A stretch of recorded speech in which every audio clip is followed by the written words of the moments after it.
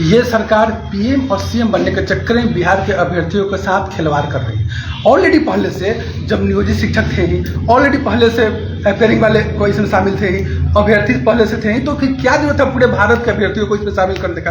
पूरे भारत में कहीं भी शिक्षक बहाली जब होती है तो उसमें बिहार के बच्चों का अपेयरिंग नहीं मिलता है। लेकिन ये नीतीश कुमार जी पीएम बनने के चक्कर में पूरे भारत से ये जो है कि फॉर्म मंगवा करके अभ्यर्थियों को शामिल करके ये क्या दिखाना चाहते हैं। आप पीएम बनने के चक्कर में बिहार को बर्बाद कर दीजिएगा तो याद रखिए बिहार तो बर्बाद आप अभ्यर्थी कर रहे हैं, लेकिन बिहार का अभ्यर्थी भी आपको बर्दाश्त नहीं करेंगे। अब आइएगा 2425 में आपको बताएंगे। ये 7 पार्टियों में से 5 पार्टियों ने जब विरोध कर दिया, 5 पार्टियों ने जाकर के आपसे बोला तो आपको तब भी आप सुनने के लिए तैयार नहीं, तब किसका सुनिएगा? ये गठबंधन किसका सुनेगा? आप अपने मन से कर रहे हैं तो आप अपने मन से कर रहे हैं तो याद रखिएगा पीएम बनने का सपना आपका कभी पूरा नहीं होगा। चाहते क्या है ये समझ नहीं आ रहा है कि आप पीएम बनने के चक्कर में आप अपना स्तर कितना गिराइएगा, बिहार को बर्बाद भस्मासुर बन जाएगा बिहार के लिए। याद रखिए हम सभी अभ्यर्थी अब एक कफन बांध के उतरने जा रहे हैं। ये सत्र चलेगा ना, देखते हैं सत्र में आप कैसे चला लेते हैं। 2023 नई शिक्षा नियमावली आने के बाद आप लोग को कितनी परेशानियां झेलनी पड़ेगी? क्या कैबिनेट की बैठक हुई थी, उसके बाद नए शिक्षा नियमावली ने फिर से बदलाव किया गया है, कैसे देखते हैं? स्पष्ट है कि सरकार की नीति गड़बड़ है। ये सरकार पीएम और सीएम बनने के चक्कर में बिहार के अभ्यर्थियों के साथ खिलवाड़ कर रही है। ऑलरेडी पहले से जब नियोजित शिक्षक थे ही, ऑलरेडी पहले से अपेयरिंग वाले को इसमें शामिल थे ही, अभ्यर्थी पहले से थे ही, तो फिर क्या जरूरत है पूरे भारत के अभ्यर्थियों को इसमें शामिल करने का। अब जब जानते हैं कि बिहार में बेरोजगारी का आलम यह है कि लोग यहाँ से मजदूर बनकर बाहर जाते हैं कमाने के लिए और वहाँ पे देखते हैं क्या स्थिति बिहार की होती है। पूरे भारत में कहीं भी शिक्षक बहाली जब होती है तो उसमें बिहार के बच्चों का अपेयरिंग नहीं मिलता है। लेकिन ये नीतीश कुमार जी पीएम बनने के चक्कर में पूरे भारत से ये जो है कि फॉर्म मंगवा करके अभ्यर्थियों को शामिल करके ये क्या दिखाना चाहते हैं। आप पीएम बनने के चक्कर में बिहार को बर्बाद कर दीजिएगा तो याद रखिए बिहार तो बर्बाद आप अभ्यर्थी कर रहे हैं, लेकिन बिहार का अभ्यर्थी भी आपको बर्दाश्त नहीं करेंगे। अब आइएगा 2425 में आपको बताएंगे। अरे तेजस्वी जी का भी भविष्य आपने बर्बाद कर दिया। सोचिए थोड़ा उनके बारे में भी सोचिए। अरे कुछ राय विचार लेते कि नहीं लेते हैं ये बताइए।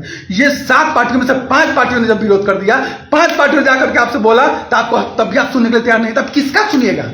ये गठबंधन किसका सुनेगा? आप अपने मन से कर रहे हैं तो आप अपने मन से कर रहे हैं तो याद रखिएगा पीएम बनने का सपना आपका कभी पूरा नहीं होगा।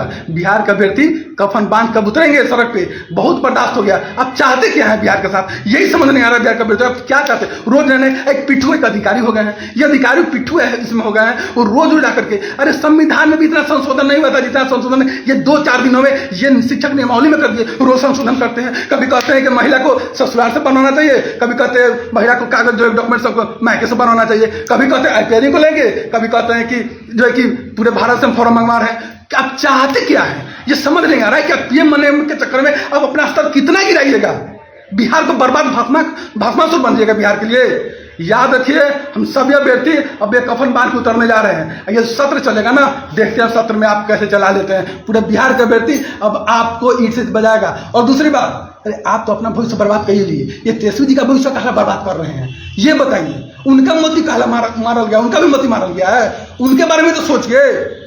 आप क्या चाहते हैं? आप चाहते हैं कि बिहार गरीब के अभ्यर्थी बाहर में लाठी खाते रहे? अरे 2 लाख रुपए लेकर बीएड किया था, गरीब के बच्चे इस इंतजार में थे कि वो शिक्षक बनेंगे, शिक्षक फॉर्म आएंगे, शिक्षक बनेंगे और अपना और बिहार का नाम रोशन करेंगे। आप क्या कर दिए? आप तो ये कर दिए कि आप बिहार के अभ्यर्थियों के साथ खिलवाड़ कर दिए, बिहार के भविष्य के साथ खिलवाड़ कर दिए और अब आप चाहते हैं कि बिहार को बर्बाद करके आप मोटी चोटी बांध के हिमालय में चल जाए। ये होने नहीं देंगे हम लोग। क्या नीतीश कुमार इसको राजनीतिक मुद्दे से देखते हैं? क्या नीतीश कुमार को ये राजनीतिक मुद्दा ही बना दिए हैं। इसको ये चाहते हैं इसको राजनीतिक मुद्दा ही बना दिया जाए और ये इसको बना चुके हैं।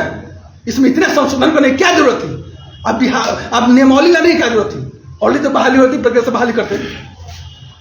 कैसे देख रहे हैं जो नई नियमावली में संशोधन किया गया है उसको लेकर के? देखिए अब तक 8 बार नई शिक्षक नियमावली में संशोधन हो चुका है, ये 8वां बार हुआ। ये नीतीश कुमार की महत्वाकांक्षी पॉलिसी है जिसमें नीतीश कुमार को लग रहा है कि अगर हम ये डोमिसाइल नीति हटा देंगे तो हम पीएम के मजबूत दावेदार हो जाएंगे।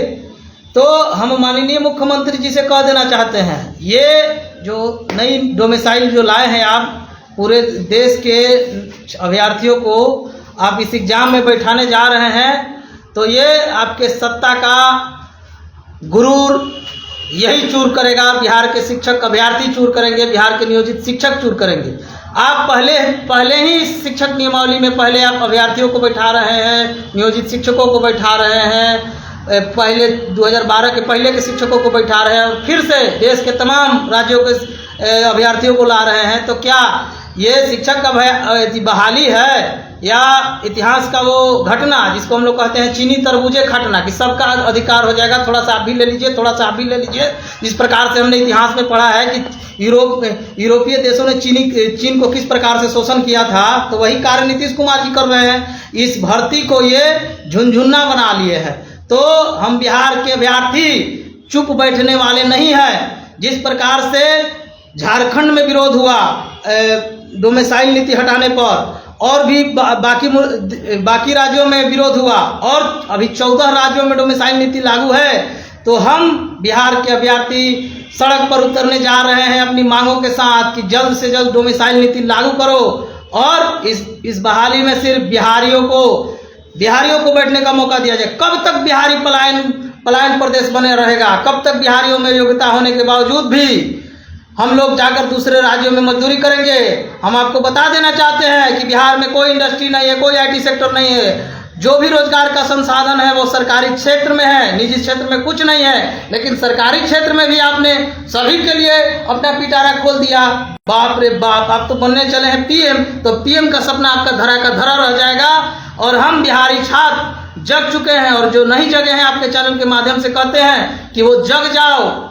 और ये जो आपस में टुकड़ों में बटे हो ना, कि प्राइमरी वाले, 6 to 8 वाले, हाई स्कूल वाले, तब सारे लोग एक साथ और नियोजित शिक्षक एक साथ एक मंच पर आकर के गोलबंद होइए और इस पॉलिसी का विरोध में सड़क पर उतरने के लिए तैयार हो जाइए। हम लोग जल्द आजकल में डेट का घोषणा करने जा रहे हैं कि कब इस पॉलिसी का किस प्रकार से विरोध करना है, जिला लेवल पर से किस प्रकार से करना है, पटना में किस प्रकार से करना है। हम लोग 1 से 2 दिन में रणनीति बना करके पूरे बिहार के छात्रों को जगाने जा रहे हैं और नीतीश कुमार के खिलाफ आह्वान करने जा रहे हैं इस गलत पॉलिसी के खिलाफ में।